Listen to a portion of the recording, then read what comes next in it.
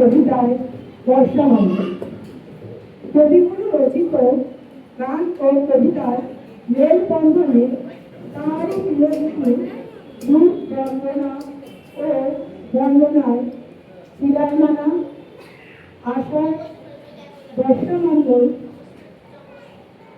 আষাঢ় সমন্বয় ও নববর্ষা কবিতা সমবেত সুরের সম্বন্ধে শুরু হচ্ছে বর্ষামণ্ডল।